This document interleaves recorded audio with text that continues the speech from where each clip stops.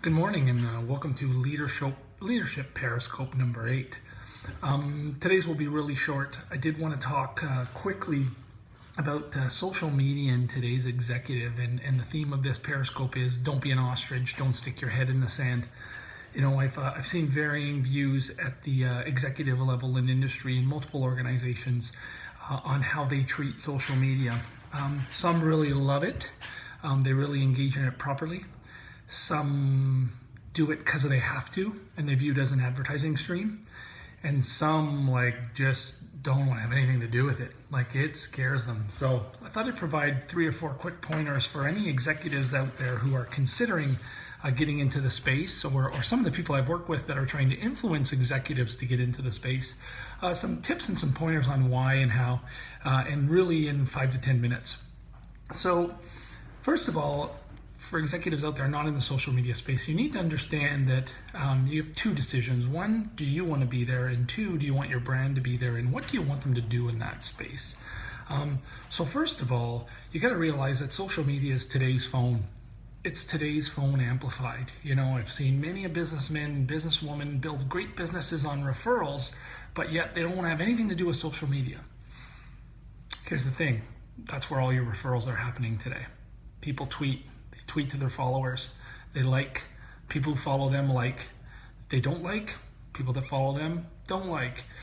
It's really critical that you view it that way. Once you start to see that it's where people are talking and where the buyer gets to influence and where the buyer gets to tell a story and where the buyer gets to develop or reduce trust, is truly where you'll see the power of social media. And ultimately, the buyer now is part of the brand. You know, a lot of marketing people out there think, the brand is the logo, or the brand is what you say the brand is. Scott Stratton, if you haven't seen his stuff, is absolutely amazing at bringing this down to the very simplest levels. Watch his videos.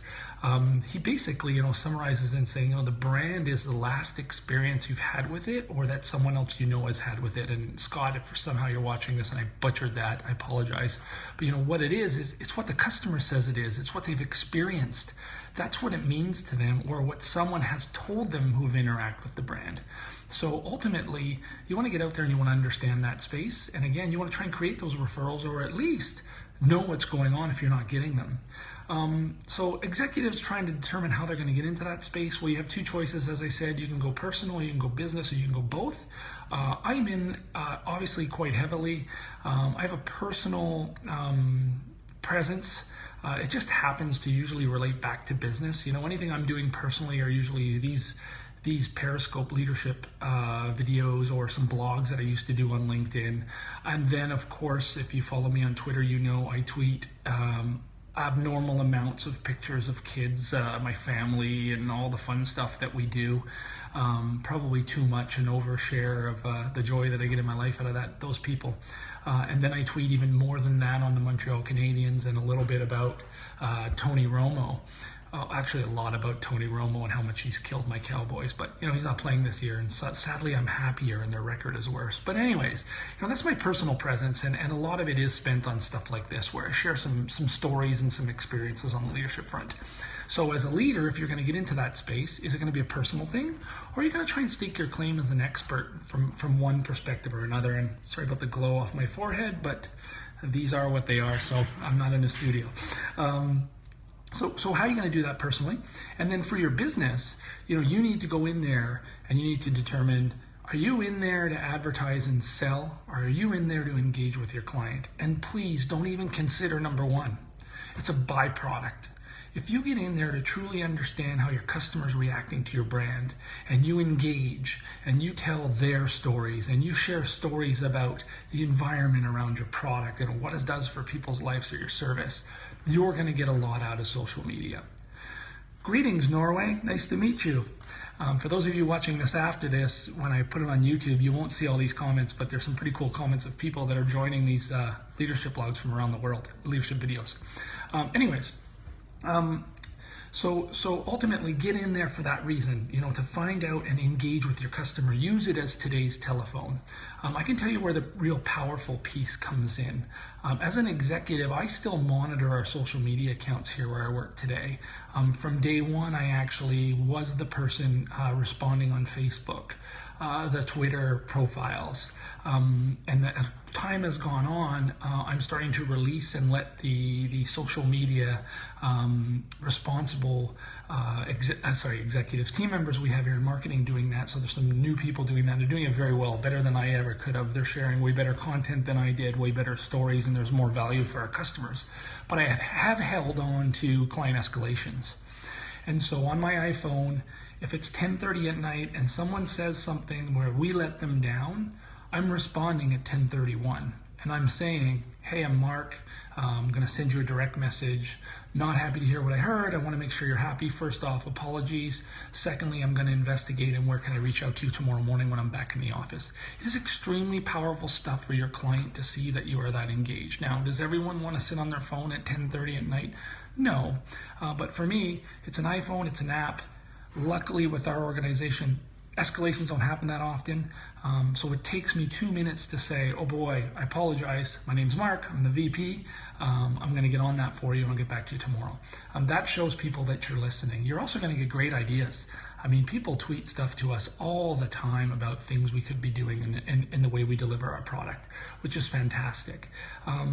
And then when you've done that engagement piece and you do want to share where you add value, I'd say 10% of the time you can share your product and your stories, but make them relevant to your consumer. At work, we won, my YouTube is M Pettipas, M-P-E-T-I-T-P-A-S, or Mark Pettipas, M-A-R-C-P-E-T-I-T-P-A-S. Thank you for asking.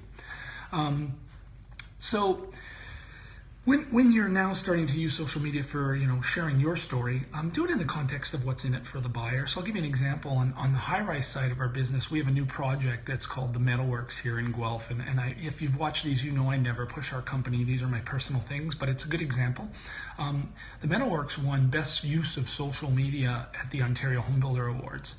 And we really only have a presence a little bit on Vimeo and YouTube, but predominantly Twitter, whereas our parent brand, we use Facebook quite heavily and some of the other sites. We're on Instagram as well for the Metalworks. Anyways, long story short, that site, I'd say 1 in 10 tweets, we share a video about, a floor plan maybe, or the price, or a new product. But 9 out of 10 tweets, we're sharing other businesses' content in downtown Guelph. Because we're trying to create a destination. We're trying to create a cool place for people to live, to be proud of, and get more people to come to the downtown core and enjoy life in downtown Guelph. So all of our tweets are related around that. We share the other businesses' tweets, we share our neighbors, we share anything to do with Guelph, and then once in a while we interject our own content. So engage and share stories that are relevant to your end consumer. Trust that your business will grow out of that if you're doing that as an executive in that space. What it allows you to do, one of the criticisms I've received in the past as a leader, and it is one of my 360 action items, is to be more scalable. So to better understand what's going on through the levels of the organization, not always to be at ground 1 foot, potentially to be at 50,000 feet overseeing things, but that ability to go up and down and understand what's going on through all those levels. And so as I continue to work on that, it struck me that social media has helped me be real scalable as a leader to understand how our client feels by getting in the weeds and responding to complaints and doing those 10:30 at night on a Saturday escalation tweets and responding to those or Facebook posts. Lastly, again, at the end of the day, for me, what it shows your friends, if you're doing it personally, the people who report to you, the people you influence, business partners. Someone has just asked me if I like Miley Cyrus. I'm 43. Carrying on. You really show all those people an urgency, and you certainly show them transparently, and you show them a receptiveness to your feedback, and that will have more positive value on you as an influencer if you're using it as an executive personally, but if you're managing it from a brand perspective, that'll be extremely powerful and way better than any ads ever going to get you. Okay, how to measure it all, that's a whole other debate, and I won't get into it today. But do it because it's right. Do it because your customer needs to hear from you. Do it because you want to show other people that you're receptive. And at the end of the day, and thank you for all the hearts, I think that's a good thing. And then at the end of the day, can you put your head on the pillow knowing that you at least engaged? Can you put your head on the pillow knowing that your customers now have a voice, and it's more powerful than yours. Your customer is defining your brand. You aren't. And you need to be okay with that, and you need to be in a great space with that, because they used to say buyer beware. It is absolutely seller beware these days. So thanks. That's my quick Periscope.